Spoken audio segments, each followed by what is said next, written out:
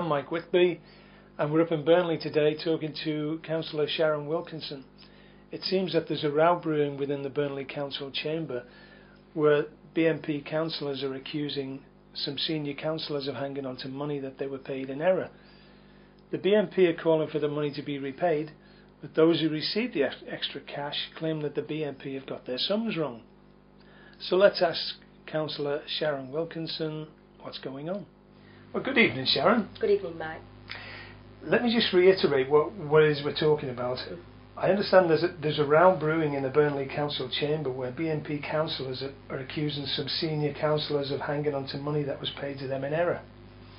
The BNP is calling for the money to be repaid, but those who received the extra cash claim that the BNP have got their sums wrong. So could you tell us what's going on? Yes, Mike, certainly. We raised this at the last full council meeting in December in the council chamber. The subject on members' allowances was up for discussion, was up for debate, so we debated it and we told them that we know a mistake has been made and some councillors had been overpaid, and we called for that overpayment to be repaid. Right. So I understand the amount of money is £2,460 a year. Yes. Plus £240 for broadband connection. That's right, yes. Burnley councillors are given a basic allowance of £2,460 a year, yep, plus an extra payment of £240 for broadband connection, which enables them to keep in touch with their constituents and the council via email. Okay, so that's a total of £2,700 a year, about £52 a week. Yes. It doesn't sound like a lot of money. No, it's not, Mike, and Burnley, we have to remember that Burnley councillors are amongst the lowest paid in the country, but you do get extra money if you take on extra responsibilities. Ah, I see. So how much more? Well, that would depend on the amount of responsibility that you actually take on. So, if we take an example of, say, the council leader, Gordon Birtwistle. Yeah, he's the highest paid, and he should have had his basic allowance of £2,460 multiplied by 4, which adds up to £9,840, plus his broadband allowance of £240. I see. So, when you say his allowance is multiplied by 4, presumably that's due to his special responsibilities allowance. That's right, Mike, yes. Okay. Yeah. So that's a little over £10,000 a year. About £200 a week. Yeah. Yeah. Plus any expenses he may claim. Okay. Well, you say that's what he should have had, but what happened? Well, at some point, the broadband allowance of £240 was added to the basic allowance of £2,460, and the total of those combined figures of £2,700, that figure was used as the multiplier to calculate special responsibilities allowances. Right. So they made a mistake, and Councillor Birtwistle's basic pay went up by almost £800 for a year. Yeah, it could have actually been longer, Mike. We're not sure how long it has been going on for, but it's certainly over 12 months. All right. Yes. Yeah. So the council leader has had well over £1,000 he shouldn't have had, and he doesn't want to give it back? No, not yet anyway.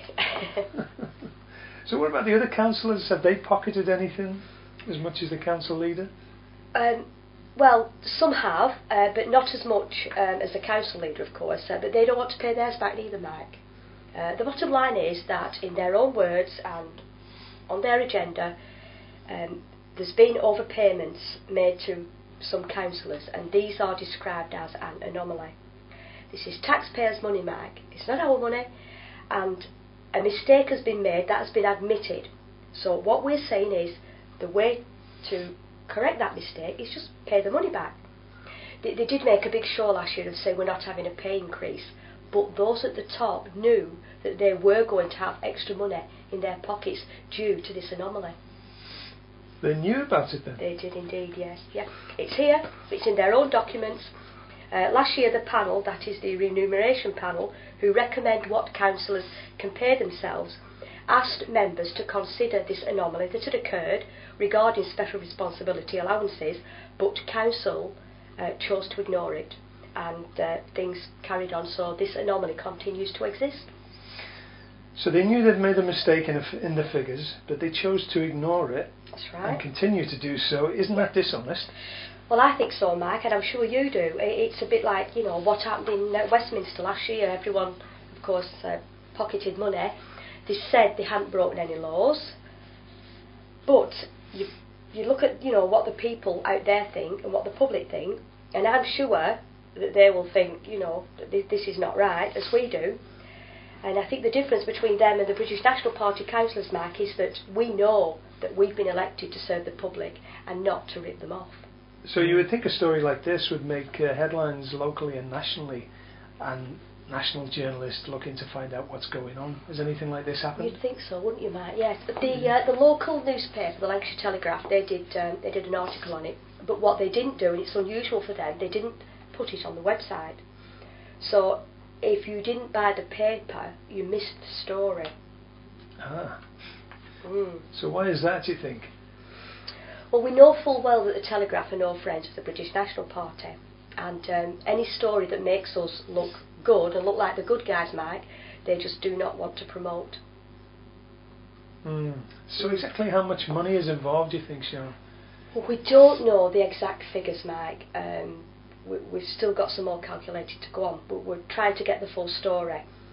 The other parties, as far as I'm concerned, seem to be ducking and diving and trying to dodge the issue. It's a bit like Westminster last year. The only difference is that here the press don't want to get involved because it might make the British National Party look good. The Lancashire Telegraph, as I said, they did a small article. They confirmed our claims because they did their own sums. Again, they haven't put the story on the website. Some claim the sums involved are not too huge, and I quite agree with that. They're not. But I think it's the principle that's behind this. It's the principle that matters, and we have to remember this is taxpayers' money. It's not the council's money, it's taxpayers' money. It's been wrongly handed out to some councillors, and they should give it back. Instead, what they're trying to do is juggle the figures so that they're trying to legitimise their extra pay for next year. And you and I know that if a mistake has been made, the right thing to do is to put it right, and the right thing to do in this case is to pay the money back, and that's what we're hoping to achieve. Of course, and we wish you all the luck in the world with that, Sharon, and I'm sure you'll succeed in giving the people their money back, and sooner rather than later. Indeed, Mike, yes. Thanks very much for your assistance. Thank you. Thanks, Sharon. So, to summarise what's happened here in Burnley, councillors have received too much money, and they put it down to an anomaly or a mistake, whichever way you look at it, but they now know that they've been paid too much, but they don't want to do anything about it. They want to leave it for the following year. And as BNP councillor Sharon Wilkinson has pointed out, this should not be allowed to continue for more than any more time at all. Whether it's £1 or £1,000 over the limit, whether it's a mistake or whatever, it should be paid back immediately. So you're probably wondering then, as this has already been exposed to the local newspapers, why haven't they been happy to run with the story and hound the councillors until it was resolved? Because it's a local interest story that the newspapers really should be going to town on. Well, that might have something to do with the code of conduct which National Union of Journalists have to adhere to. Any journalist within the NUJ has a code of conduct that stipulates a certain wording about BNP reporting. What they say is, whenever you're reporting on the BNP, you should never show the BNP in a positive light. And if the BNP does anything that might be perceived to be positive, then the journalist must turn it about and put a negative slant on it, so that we're never seen in a positive light. Now, so presumably what they mean by that is, if the people found out that we're not negative, we're not bully boys or thugs and knuckle dragging thugs, whatever terms they want to use, the people would soon see that it's a pack of lies. and that's what we're here to expose, really.